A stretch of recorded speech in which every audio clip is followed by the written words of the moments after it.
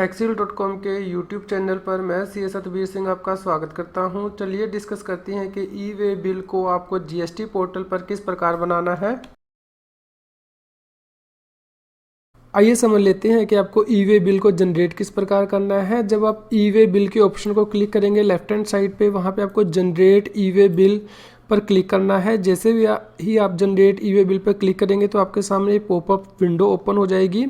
यहाँ पे आपको ट्रांजैक्शन टाइप सेलेक्ट करना है, आउटवर्ड है या इनवर्ड है। आउटवर्ड का मतलब है कि आप सप्लाई कर रहे हैं, इनवर्ड का मतलब है कि आप सप्लाई को रिसीव कर रहे हैं। यहाँ पे फिर सब टाइप ओपन हो जाएंगी, सप्लाई, एक्सपोर्ट, जो वर्क, सेमी नॉकडाउन कंडीशन या completely knockdown condition, recipient not known, for own use, exhibition, fair, line sale, others. ये सब टाइप आपको सिलेक्ट करनी है। फिर आपको डॉक्यूमेंट टाइप सिलेक्ट करना है, इनवॉइस है, बिल है या फिर चलान है। डॉक्यूमेंट नंबर यहाँ पे एंटर करना है और डॉक्यूमेंट की डेट यहाँ पे एंटर करनी है। ये डॉक्यूमेंट की डेट आपकी फ्यूचर की डेट नहीं हो सकती, ये आपको ध्यान रखना है। यहाँ पे क्योंकि आपने आउटवर्ड सप्लाई सेलेक्ट की है तो ये तो ऑटो पॉपुलेट हो जाएगी डिटेल। यहाँ पे 2 में आपको डालनी है क्लाइंट की डिटेल जिसे आप सप्लाई कर रहे हैं, उसका नेम एंड जीएसटीएन नंबर। यदि यह डिटेल आपने अपने क्लाइंट के मास्टर में एंटर की हुई है तो यहाँ पे जैसे ही आप 2-3 लेटर डालेंगे तो ये ऑटो पॉपुलेट हो जाएगी। यदि आपने इनवर्ट सप्लाई सेलेक्ट किया हुआ है तो आपको यहाँ पे फ्रॉम में डिटेल एंटर करनी है, नेम और जीएसटीएन नंबर। लेकिन यदि आपने सप्लायर के मास्टर में डिटेल एंटर की हुई है तो ये डिटेल 2-3 लेटर जैसे आप टाइप करेंगे सप्लायर का तो ये डिटेल ऑटो पॉपुलेट हो जाएंगी। उसके बाद आपको आइटम वाइज एंट्री करनी है, प्रोडक्ट नेम की, डिस्क्रिप्शन की। यहाँ भी यदि आपने प्रोडक्ट मास्टर के अंदर डिटेल ऑलरेडी एंटर की हुई है तो ये डिटेल ऑटो पॉपुलेट हो जाएंगी। जैसे ही आप 2-3 लेटर टाइप करेंगे एचएसएन भी ऑटोमेटिकली आ जाएगा। उसके बाद आपको जो है डिटेल एंट्री करनी है, फिलअप करनी है, taxable amount, CGST, SGST, IGST amount. उसके बाद आपको ट्रांसपोर्टर की डिटेल को सिलेक्ट करना है, road, rail, air and ship. यदि आपको ट्रांसपोर्टर का नेम एंड आईडी आपके पास अवेलेबल है, यानी कि मास्टर में जाके आपने ट्रांसपोर्टर आईडी क्रिएट किया हुआ है, तो यहाँ पे ये एंटर करते ही वो ऑटो पॉपुलेट होकर आपके सामने आ जाएगा जैसे आप 2-3 लेटर एंटर करेंगे। या फिर आपको व्हीकल नंबर एंटर करना है, इन दोनों में से कोई भी एक चीज़ आपको एंटर करनी है। जैसे ही आप ट्रांसपोर्टर आईडी एंटर करेंगे तो डिटेल जो है वो ट्रांसपोर्टर के पास चली जाएगी एंटर होने के लिए। यहाँ पे ध्यान रखना कि यदि आप अनरजिस्टर्ड व्यक्ति को आउटवर्ड सप्लाई कर रहे हैं तो आपको जीएसटीएन नंबर में URP सिलेक्ट करना है या को मेंशन करना है। और यदि आप अनरजिस्टर्ड व्यक्ति से इनवर्ट सप्लाई ले रहे हैं तो वहाँ भी जीएसटीएन नंबर में URP जो है वो लिखना है। यहाँ पे आपको ध्यान रखना है कि यदि आप ई वे बिल को जनरेट कर रहे हैं तो या तो आपके पास ट्रांसपोर्टर आईडी होना चाहिए या फिर व्हीकल नंबर होना चाहिए ई वे बिल को जनरेट करने के लिए। यदि ट्रांसपोर्टर को ही जिम्मेदारी दी जाती है कि वो ई वे बिल जनरेट करे कंसाइनर के लिए या फिर कंसाइनी के लिए, तो उस केस में जो सिस्टम है वो किसी भी कॉलम को ब्लॉक नहीं करेगा, वो सभी एंट्रीज ट्रांसपोर्टर ई वे बिल को जनरेट करते हुए कर सकता है। यदि ई वे बिल की रिक्वेस्ट को सबमिट कर दिया जाता है तो उसके बाद आपको 12 डिजिट का यूनिक नंबर मिल जाएगा। यदि आपने ई वे बिल को जनरेट करते हुए व्हीकल नंबर की एंट्री नहीं की है तो जो ई वे बिल है वो वैलिड नहीं होगा, वहाँ पे एरर आपके सामने आ जाएगी। इसलिए जैसे ही आप व्हीकल नंबर को एंटर करेंगे आपके पास जो है ई वे बिल आ जाएगा, उसके अंदर वैलिडिटी लिखी होगी। आपको गुड्स को उस टाइम पीरियड के अंदर ही यानी कि उस वैलिड डेट और टाइम के अंदर ही मूव करना है। यदि आप नहीं कर पाते हैं मूव तो गुड्स की जो मूवमेंट है वो इलीगल मानी जाएगी। आप ई वे बिल का प्रिंट आउट भी ले सकते हैं। तो ये है टिप्स, यदि आप ई वे बिल को ईजिली और जल्दी से जनरेट करना चाहते हैं तो उसके लिए टिप्स हैं। सबसे पहले तो जो मैंडेटरी फील्ड है ई वे बिल के अंदर वो रेड साइन आपको देखेगा और जो मैंडेटरी फील्ड है जीएसटीआर 1 की उनके सामने आपको ग्रीन बटन दिखेगा। यदि आप ये डिटेल अभी एंटर कर देते हैं तो आपकी जीएसटीआर 1 है वो जो आसानी से बन जाएगी। इसके अलावा यदि आप एंट्री करना चाहते हैं तो आपके पास डॉक्यूमेंट रेडी होना चाहिए डेटा एंट्री के लिए, जो भी आप गुड्स को मूव करना चाहते हैं उनसे रिलेटेड जो डॉक्यूमेंट है। इसके अलावा आपके पास ट्रांसपोर्टर आईडी होना चाहिए या फिर व्हीकल नंबर होना चाहिए यदि आप गुड्स को रोड के थ्रू मूव करना चाहते हैं, या फिर ट्रांसपोर्टर आईडी, डॉक्यूमेंट नंबर और डेट ऑफ मूवमेंट होनी चाहिए यदि आप जो गुड्स हैं उनको रेल, एयर या फिर शिप से जो है वो मूव करना चाहते हैं। इसके अलावा ये इंश्योर कर लें कि आप अपने जो मास्टर है उसके अंदर क्लाइंट, सप्लायर और प्रोडक्ट और ट्रांसपोर्टर डिटेल्स की एंट्री कर दें, ताकि आप जो डेटा है वो आसानी से और जल्दी से ई वे बिल के अंदर एंटर कर पाएँ। यदि आपने ई वे बिल को जनरेट किया है लेकिन उसमें अभी तक आपने व्हीकल नंबर नहीं डाला है, तो वो आप किस प्रकार अपडेट कर सकते हैं। या फिर आपने ई वे बिल जनरेट कर दिया है और उसके अंदर आप व्हीकल नंबर को चेंज करना चाहते हैं क्योंकि व्हीकल ब्रेकडाउन हो गया है, या फिर एक व्हीकल से दूसरे व्हीकल में जो सामान है वो शिफ्ट करना है ट्रांजिट मूवमेंट के लिए, तो उस केस में आप जो है व्हीकल नंबर वो अपडेट कर सकते हैं। इसके लिए आपको ई वे बिल ऑप्शन में जाना है, वहाँ पे अपडेट व्हीकल नंबर को जो है वो क्लिक करना है। जैसे ही आप ये ऑप्शन को क्लिक करेंगे तो आपके सामने ये ऑप्शन आ जाएगी। आपको इन 3 में से किसी एक ऑप्शन को चूज़ करना है, या तो आप ई वे बिल नंबर डाल के उस ऑप्शन को खोल सकते हैं, या फिर जनरेटर डेट को डालकर, या फिर जनरेटर जीएसटीएन नंबर डालकर। तो आप जैसे हमने ई वे बिल सेलेक्ट किया है तो ई वे बिल नंबर यहाँ पे डालेंगे और गो बटन पर क्लिक करेंगे, तो आपके सामने जो है वो व्हीकल नंबर को अपडेट करने के लिए स्क्रीन उपलब्ध हो जाएगी। यहाँ पे आपको मोड ऑफ ट्रांसपोर्ट, यहाँ पे रोड है, रेल है, एयर है, शिप है, वो सिलेक्ट करना है।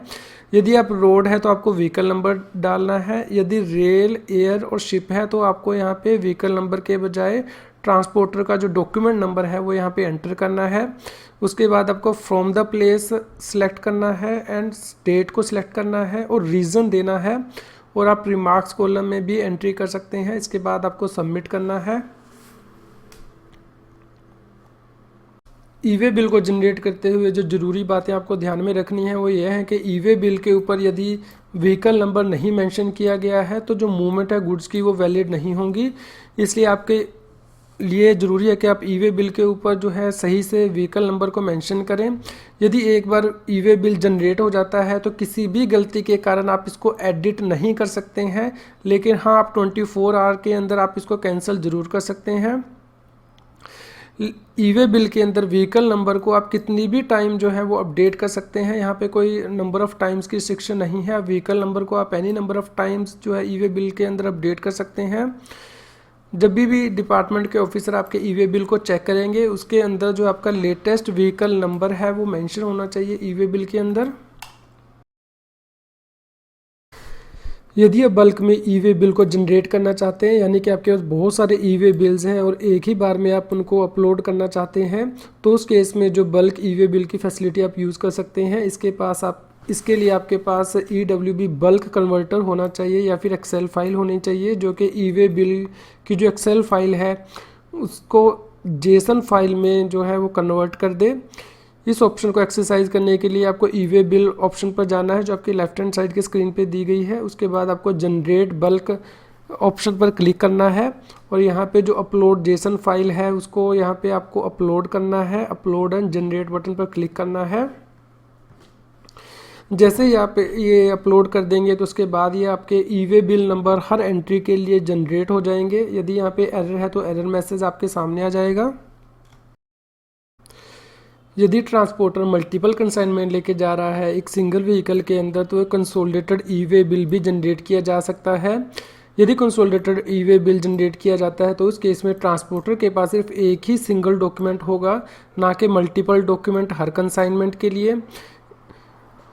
जो भी यूज़र है कंसोलिडेटेड ई वे बिल की फैसिलिटी को यूज़ करना चाहता है उसके पास सभी ई वे बिल नंबर होने चाहिए कंसाइनमेंट के, जो कि ट्रांसपोर्टर जो है एक कंसाइनमेंट के अंदर कैरी करेगा।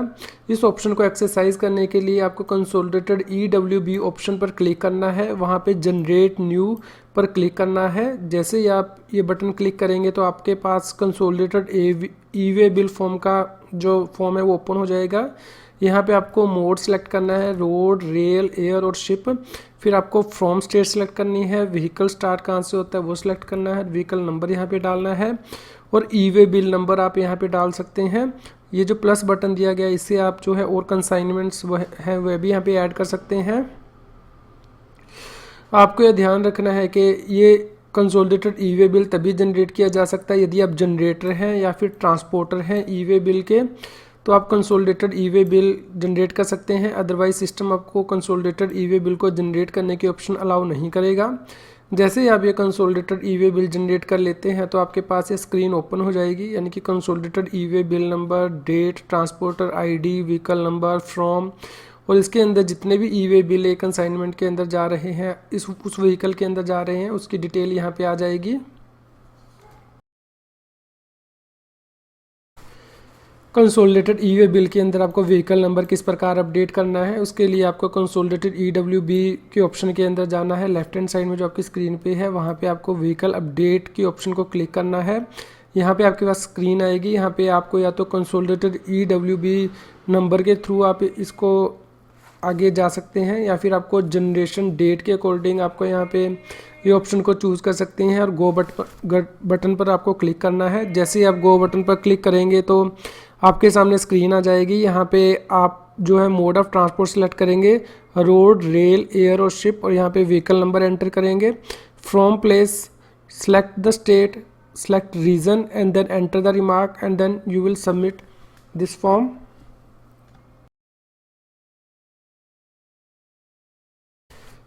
यदि आप कई कंसोलिडेटेड ई वे बिल एक ही शॉट में बनाना चाहते हैं, यानी कि एक ही बार में बनाना चाहते हैं, तो आप बल्क ई वे बिल की जो फैसिलिटी है कंसोलिडेटेड बल्क ई वे बिल की, वह यूज़ कर सकते हैं। इस फैसिलिटी को यूज़ करने के लिए आपके पास EWB बल्क कन्वर्टर होना चाहिए या फिर एक्सेल फाइल, जो कि multiple consolidated e way bill को एक्सेल की जो एक्सेल फाइल है उसको जेसन फाइल में कन्वर्ट कर दे। इसके लिए आपको कंसोलिडेटेड EWB ऑप्शन में जाना है, वहाँ पे जनरेट बल्क ऑप्शन पर क्लिक करना है। यहाँ पे आपको अपलोड जेसन फाइल जो आपने जनरेट की है उसको यहाँ पे अपलोड करना है।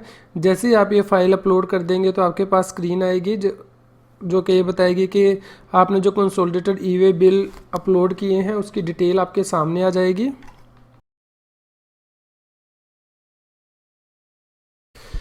ई वे बिल को एंटर करते हुए कौन कौन सी गलतियां हो रही हैं, इसे भी ई वे बिल सिस्टम ने एक्सप्लेन किया है। जैसे कि आपने total tax value CGST, SGST, IGST या फिर सेस अमाउंट में जो टैक्सेबल वैल्यू उससे भी ज़्यादा डाल दी है, या फिर कई बार आप अब नॉर्मल वैल्यू एंटर कर देते हैं टैक्सेबल वैल्यू के कॉलम में या फिर वैल्यू के कॉलम में, या फिर आपने GSTN नंबर जो है वो गलत एंटर कर दिया, या पिन कोड जो है वो गलत डाल दिया, HSN कोड गलत डाल दिया है, जिसके कारण कि आपको ई वे बिल कैंसिल करना पड़ सकता है, या फिर आपका जो ई वे बिल है वो पार्टी रिजेक्ट कर सकती है।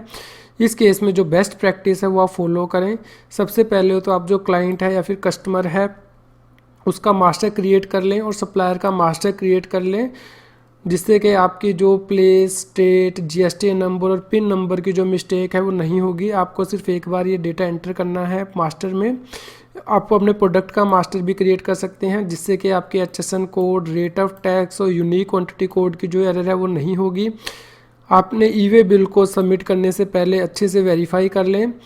यदि आपके कई प्रिंसिपल प्लेस ऑफ बिजनेस या एडिशनल प्लेस ऑफ बिजनेस है जहाँ पे के कई सारे यूज़र आपका जो ई वे बिल जनरेट कर रहे हैं, तो उस केस में भी आप सब यूज़र की फैसिलिटी को अवेल कर सकते हैं। आप हर यूज़र के लिए एक जो है सब यूज़र क्रिएट कर दें, जिससे कि वो उसी से लॉगिन करेंगे और उसी से ई वे बिल जो है वो जनरेट करेंगे।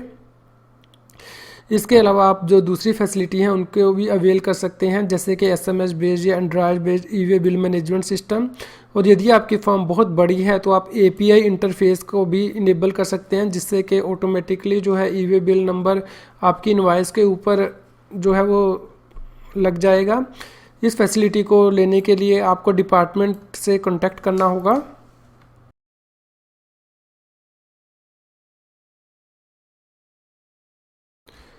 यदि आप GST और टैक्स के रेगुलर वीडियो अपडेट चाहते हैं तो हमारे चैनल को सब्सक्राइब करें, नोटिफिकेशन बेल को क्लिक करना ना भूलें, ताकि जैसे ही हम कोई वीडियो अपलोड करें तो इमीडिएटली आपके पास पहुंच जाए।